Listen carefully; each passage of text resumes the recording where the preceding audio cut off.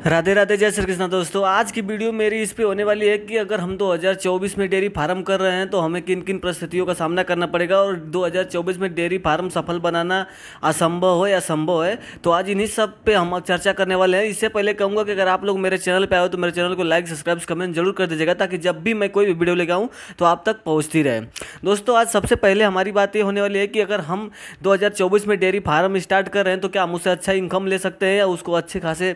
बड़ा डेयरी बना सकते हैं या नहीं। दोस्तों, देखिए क्या है कि 2024 जो है तो हमारे डेयरी फार्मरों के लिए काफ़ी ये घाटे का दिन चल रहा है, क्योंकि इस टाइम में जो फीड का कास्ट है वो काफ़ी हाई हो चुका है और जो मिल्क का कास्ट है वो बहुत कम है। तो हमें दूध का रेट अच्छा न मिल पाना, जिसके कारण हमें डेयरी में सर्वाइव करना बहुत मुश्किल हो रहा है। अभी के टाइम में अगर आपके पास लगभग अगर आपके गाय का दूध अगर 45 रुपये लीटर नहीं सेल हो रहा है तो आपको प्रॉफिट बहुत कम होने वाला है। अगर 40 रुपये हो रहा है तो भी प्रॉफिट आपको कम होने वाला है। अगर आप 45 रुपये दूध अपना बेच पा रहे हो तो जाके आपको अच्छे खासा प्रॉफिट होने वाला है, नहीं तो बहुत ज़्यादा प्रॉफिट नहीं है डेयरी फार्म में। तो दोस्तों, इसके लिए हमें क्या ऐसा करना पड़ेगा जिससे हम अपना दूध का रेट कम बेचते हुए भी और प्रॉफिट ले सके। तो इसके ऊपर ही हम सारा चर्चा आप लोग से करने वाला हूँ और आप लोग को बताने वाला हूँ कि आपको क्या क्या करके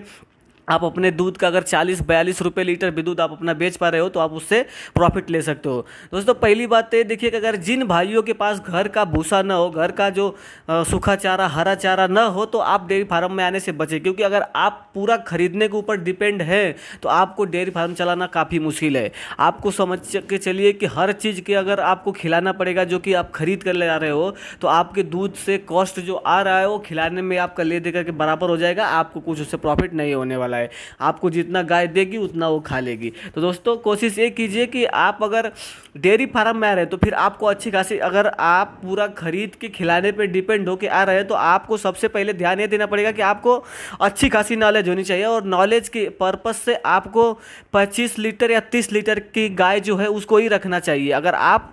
पूरा खरीदने पे डिपेंड है तो 25 से 30 लीटर वाली गाय रखिए, जिससे कि आपको अच्छा खासा प्रॉफिट तब जा करके हो सकता है। क्योंकि आपको अगर वो 25 लीटर 30 लीटर एक दिन में दूध देगी तो आप उसके हिसाब से उसका दूध सेल करके आधा उसको खिला के आधा आपको प्रॉफिट हो सकता है। और अगर आपके पास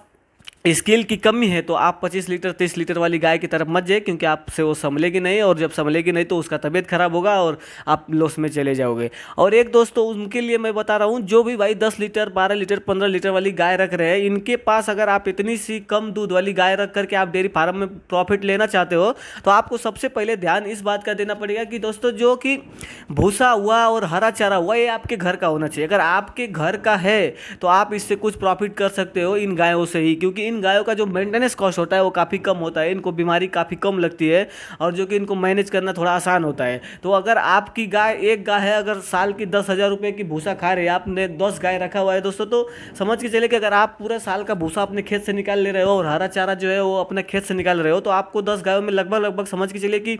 50,000 का पूरा साल का हरा चारा हो जाएगा और लगभग 1 लाख का भूसा हो जाएगा। तो 1.5 लाख रुपये आप यहीं पे सेव कर लोगे। आप जब यहाँ पे 1.5 लाख रुपये सेव कर लोगे और गायों का दूध बेच करके कुछ अच्छा खासा इनकम आपको होने वाला है, तो आप उससे भी अच्छा खासा मुनाफा कर सकते हो। लेकिन अगर आप 10 लीटर 12 लीटर वाली गाय रख रहे हो या 15 लीटर वाली गाय रख रहे हो और इनको आप सब कुछ खरीद के खिलाने के लिए सोच रहे हो, ताकि सारा आप खरीदने पे डिपेंड हो, जो सूखा चारा हुआ, हरा चारा हुआ, मिनरल मिक्सचर हुआ, कैल्शियम हुआ, उनका फीड हुआ, तो ये सब अगर आप खरीद के उनको खिला रहे हो तो आपको प्रॉफिट नहीं होने वाला है। क्योंकि ये जो